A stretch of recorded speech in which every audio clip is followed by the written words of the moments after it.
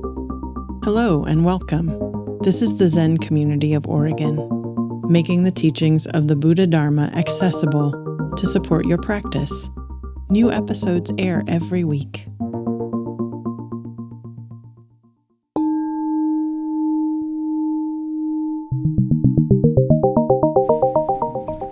Good evening.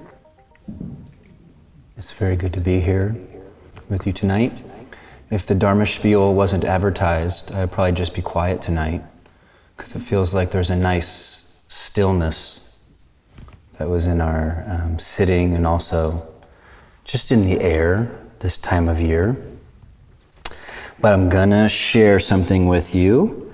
The community is using something called the Affirming Faith in Mind poem, which is a very old Chinese Zen text that is very beloved in the tradition as a unifying exploration, as a springboard for Dharma talks.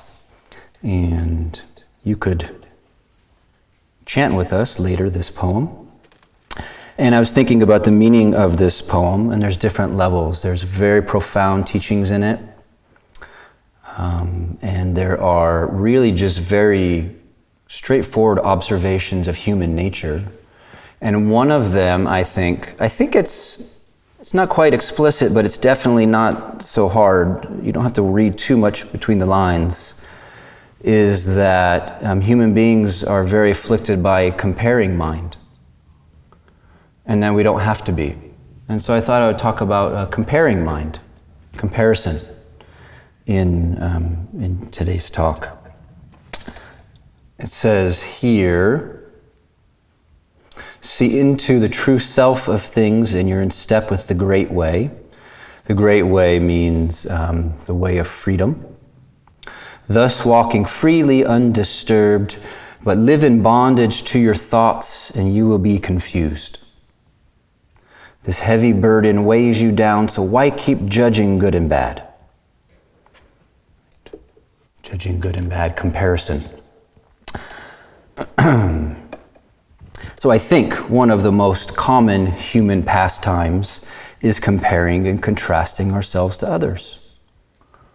What would we talk about with each other? What would happen to all the bars of Portland if we stopped comparing and contrasting ourselves to others? We would just have to drink in silence, I guess. One of the most common human pastimes. We practice it all the time, comparing and contrasting.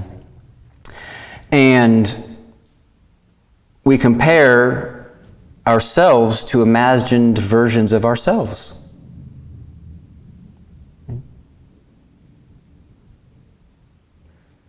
We compare ourselves to imagined versions of how we used to be. I say imagined because we think, I used to be so much more or so much less, fill in the blank. Not always exactly accurate. We compare our current self with our younger self. We compare our current moment with previous moments. Right? And there is a lot of emotion and feeling and mood that is generated from thin air out of comparing ourselves to imagined versions of what we used to be or what we're supposed to be. Right? Lock someone in a room and they'll make some feelings based on comparing themselves. We make good feelings with comparison. We make better than feelings. We make disempowered feelings, we make bad feelings, we make sad feelings, we make all kinds of feelings out of comparison. Right? Sort of, I think there's a term for when you state the utterly obvious, but sometimes that's what the Dharma teachings are doing. We don't always know that we make these feelings out of nothing. We don't have to do that. But the way the mind works is, if it's not interrupted, its patterning just tends to play out and self-replicate. So comparison is interesting to examine, or I found this interesting for me to contemplate. And one of the reasons that comparison happens so easily is that this world is made of difference. The only reason you can be aware of something is because it's not the same as something else. This world is made of difference. Nothing is the same. Everything has a uniqueness, has a distinction, at least a little bit. And because our awareness is not separate from the world, we notice difference continually. So a human being cannot live life and not notice that others are different than them. This is how the mind is designed. This is how the brain is structured. We register difference. Right? No difference, no awareness. The reason that anything happens at all is because it's different than the previous moment. Right? So seeing difference is so fundamental. Right? There's a name for this in the Mahayana teachings. It's called discriminating wisdom, as a deep structure of our awareness. And it basically means difference is intimately known. Right? You don't mistake a cow for a goat. You don't mistake hot for cold. It's completely, intimately obvious. But this noticing of difference, which has to be continual because every single person is different, every single moment is different, easily flows into comparison. It's like staying with just pure difference is very hard to do. The mind has to make something out of difference, or it's conditioned to elaborate on difference, and it very easily flows into various versions of comparison, like they have what I don't have, which is actually a fact. Everybody has what we don't have. True. They are what I am not. That's a fact. Everybody is not what we are on one level. There is another level to things. Awareness of difference is prior to comparing mind. I remember a long time ago, there was a discussion at the monastery that was based around a lot of the Dharma teachings say that there's a moment of experience prior to mental interpretation. And somebody was like, that is just not true.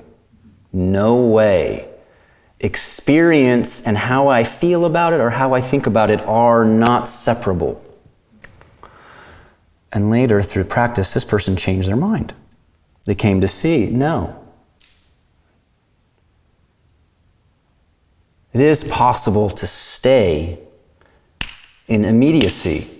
In fact, a lot of what we're training to do is just learning to stay in the immediacy, in this case, of difference.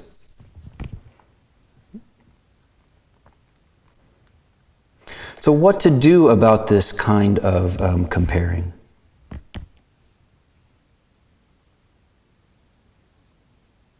Because regret, it can be a very, very heavy emotion. Or envy can be a very heavy emotion. We can easily make envy, we can make jealousy, we can make I got the short end of the stick, and that is a very painful state to live in. Now, the Faith Mind poem, Affirming Faith in Mind, is saying, through meditation, you can just learn to stop. In a way, these old Zen masters are just like, stop that. You have comparing minds, stop that. And you say, I can't, and they say, meditate. In some sense, that's your birthright, to just stop with direct experience, just to be with, just to be with. Right? Because you are isness, you can remember isness. Right? Because that is the basic nature of awareness, it's actually not that difficult. to train in resting at that place. And you rest at that place, and then you watch the difference between just pure difference and what the mind makes out of that difference. Right? And then envy and jealousy lose their potency. You realize, I can do that. My mind has that capability, but why? What for? What do we gain? Do we gain anything from comparing mind? Sometimes it reveals to us what we care about, if we decode it. I compare myself to those whose life embodies something that I wish to bring forward in myself. Okay, that's about as much as you can get out of comparison. And when we can't seem to do that, when we can't seem to just stop that operation of the mind, what can we do? Well, I've thought a lot about this. Wondering, what are the other recourses to comparing mind? And we could ask, you could contemplate like this, and this is something to hang out with, not to ask yourself once, but to really feel into, especially in the midst of comparing mind, when there's an object of comparison in your mind. We could ask, safety and health aside, is someone else's life actually desirable? Do you actually want to have someone else's situation?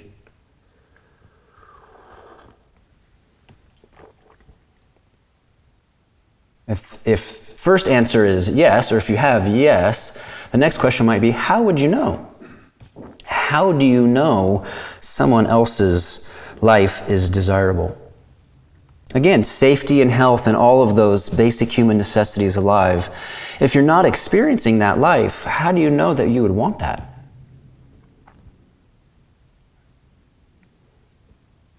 Part of what is meant by wisdom in Buddhism is just looking with eyes of impermanence. Just looking through the truth of impermanence. If someone else has something, in this case they have something we don't, well, it also means they're going to unhave that at some point. Right? In a way, nobody has anything. They don't have it. It's a temporary configuration in their life. It too is going to, at some point, change. Right?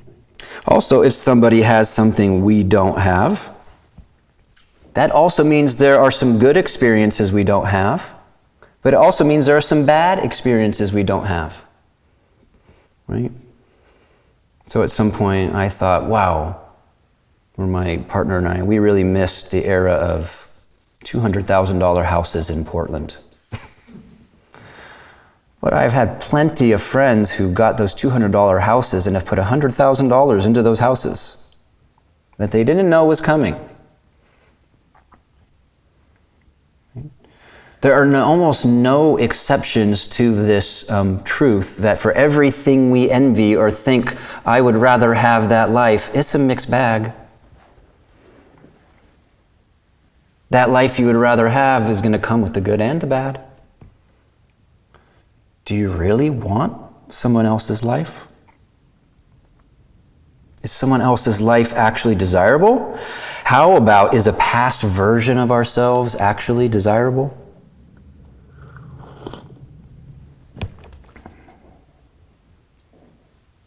When we're middle-aged and we're pining to be 20 again, do you remember what a burden it was to be that horny?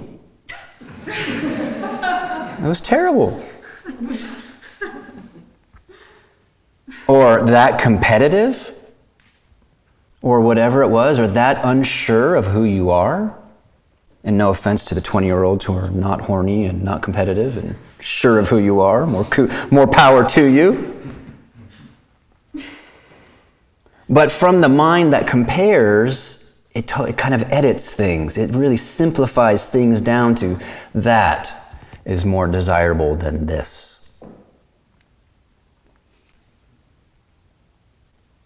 So again, maybe wanting what others have, what's coded in that is wanting to have our own experience of something.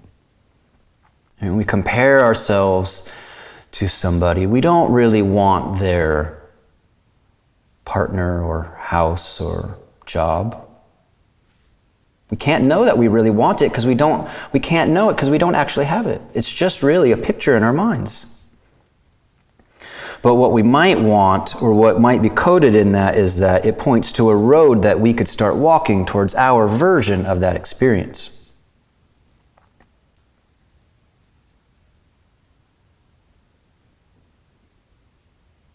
And all the while, we actually walk in a kind of, in the midst of comparison and how it angles us towards being other than we are, we look away from the completeness that is actually right here.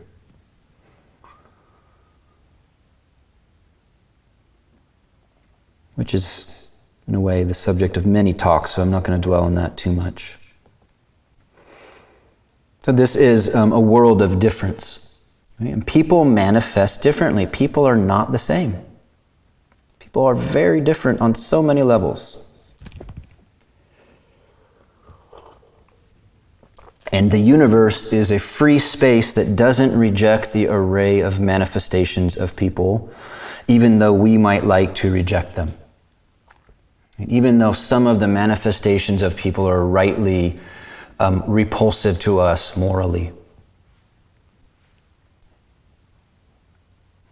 But whatever the universe is, it allows all these manifestations freely. And so negative comparison is a very easy thing to get drawn into. In a way, the inspiration for this talk and my core message is I was noticing that I have a practice, I don't know exactly where it came from, but I have a practice of whenever judgment is in the air, I tend to think, oh, but I'm like that too. Or I could be like that. And I feel like that's an important practice for Dharma practitioners, is to see like that. Whenever we start comparing negatively, feeling better than,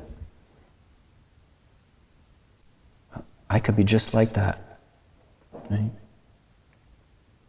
It's like if we think that people manifesting differently means ultimately different from me, Dharma is being forgotten. Something vital about Dharma is being forgotten. I am temporarily in this manifestation that is not that manifestation. Or you are temporarily in this manifestation that's not that manifestation. And they are temporarily in that manifestation that is not this manifestation. But that's just temporary. Right? If I'm confined to a tight view of time, I see selves that are ultimately this or that. I see a world of sort of hard objects. The mind making people into hard objects.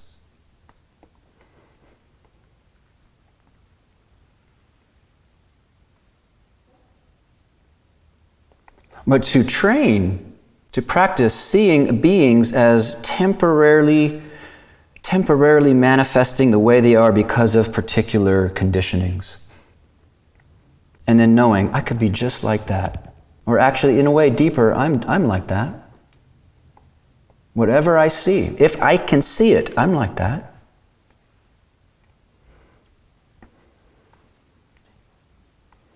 And when this is really hard to do, it's helpful to use contemplation. In like technical Buddhist terms, this would be contemplating causes and conditions, to defuse sort of a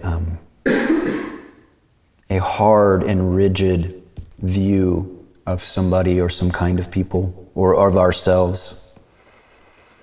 Right? For example, with certain conditioning, with our fears being marketed to, with certain needs for safety or resources, I could be exactly like that.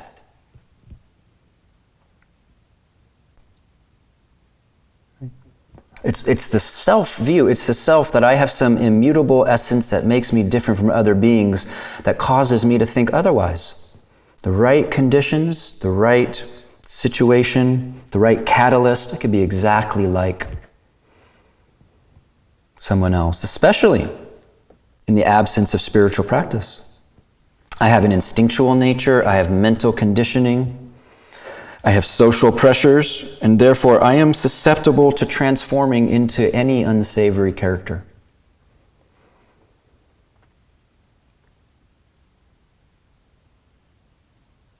I could be like that. I could be just like that. As an antidote for the way in which judgment happens and we start sort of removing ourselves from the human being. Right? The unsavory characters are not separate. They're our own potential, just temporarily manifesting.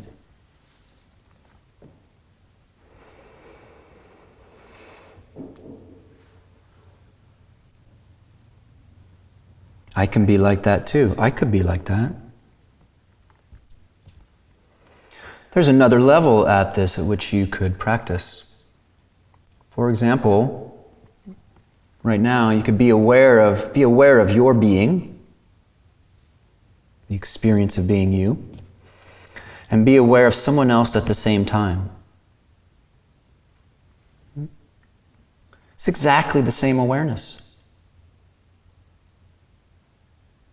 You happen to occupy your so-called subjective interior. But the awareness of you right now and the awareness of this right now is exactly the same awareness. That's true with everything we see. Right? It's completely intimate to us.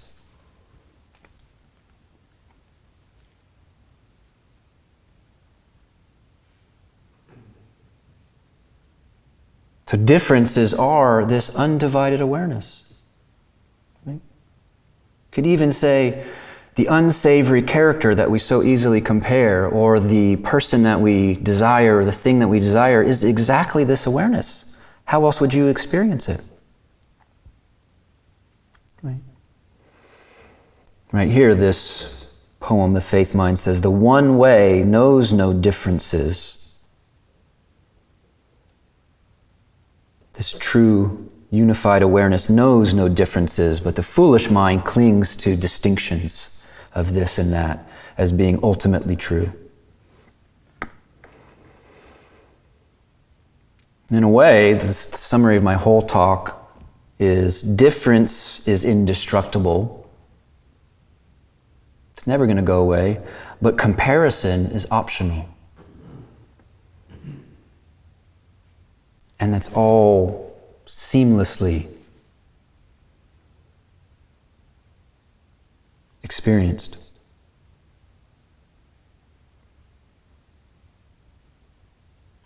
So, if you, sometimes like me, find the ambiance of who you're with or your own watching this or that starts pulling you into comparing mind, and if you feel that it's dissonant, try this practice. Try really looking at that person not as a thing, but in this way. Think, I could be just like that. Feel the truth of that. I could be just like that. And then see what happens.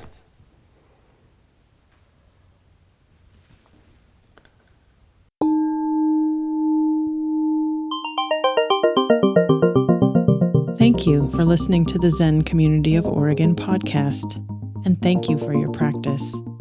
New episodes air every week. Please consider making a donation at zendust.org. Your support supports us.